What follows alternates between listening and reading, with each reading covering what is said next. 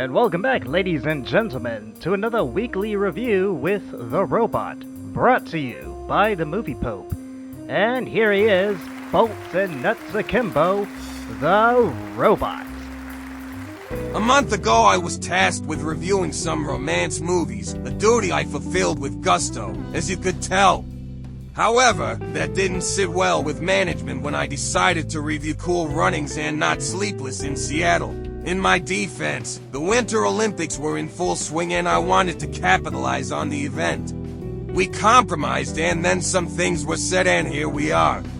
Great! What we totally need is a review of another Meg Ryan movie. So, to shut them up and to fulfill my obligation, I am bound to take a look at this classic from 1993. The only thing that came from this movie that was anything decent was the song When I Fall in Love, but even then that song is tolerable in small doses. That is to say, not at all. Still, in watching this movie I can sort of see the appeal of it, even feel a twinge of nostalgia for the good old days. Also, it's nice to finally review a movie with Tom Hanks in it. Can you believe that the entire time we've done this movie review podcast, we've yet to look at a movie with the guy? Seriously, anyway, let's go ahead and dive right in and see just how and why people in Seattle are sleepless. I bet that's why vampires just love it there so much, you know? It's always dark and gloomy and you never see people out in the daytime. But at night, woo, you ain't got the space to move, buddy. And they subsist on a liquid diet, so that's already sus to me. Okay, I'm done. We can seriously start now.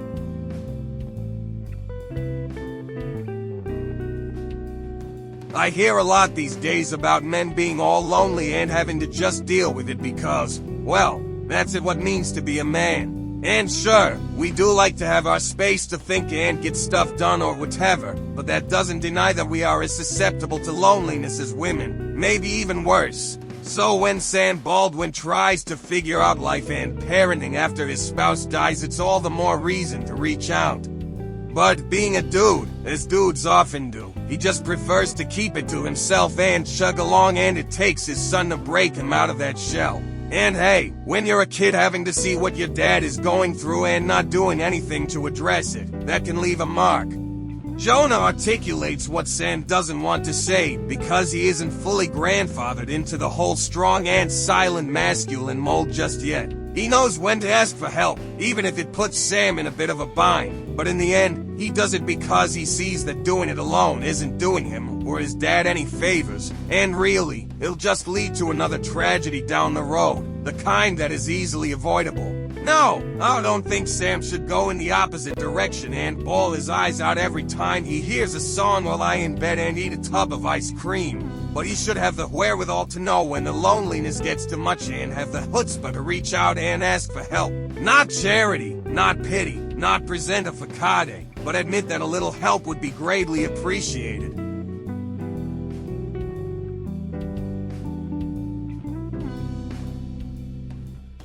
I don't know about you, but isn't it kinda strange how Jonah is weirdly obsessed with Annie? He doesn't know her apart from reading a letter and there's no real connection. And he puts his dad through the ringer by flying off to New York to get his dad to meet Annie at the top of the Empire State Building.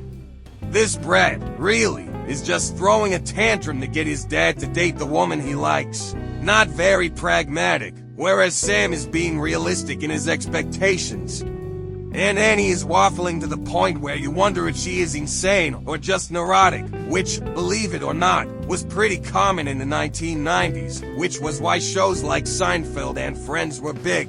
Have people with bizarre quirks, put in a laugh track, and bam, you got must-see TV. Anywho, she grows obsessed with Sam to the point she flies out to Seattle to stalk them, nearly getting turned into roadkill, and forgets she's engaged to Walter. Although, if your fiancé needs like 20 different things just to be able to sleep at night, I wouldn't blame her for ditching him. Boy vey, what a handful! Really, those two are to peas in a pod, since they're resorting to childish behavior. Although to Jonah's credit, at least he knows what he wants.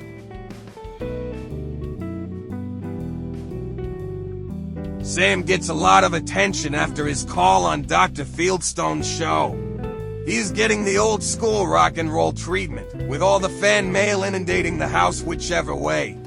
Seriously, he is getting the kind of attention that Mick Jagger got. But for all this attention and sympathy, Sam feels something is missing. After all, what he had with his late wife was special, and that kind of magic is hard to replicate, if it can even be done. And while it's nice that a lot of women across America are touched by this story, I'm not sure if they really get him. Annie, however, seems to. Even though she starts off being a bullion over her relationship with Walter, who seems allergic to just about everything under the sun, she feels this connection with Sam that is inexplicable. As they get to know each other, it's no longer a fascination or a passing interest, but something deeper. Sam recognizes it, and Annie is learning what that feels like. Annie isn't replacing the late Mrs. Baldwin, but she is helping Sam mend his broken heart and moving on.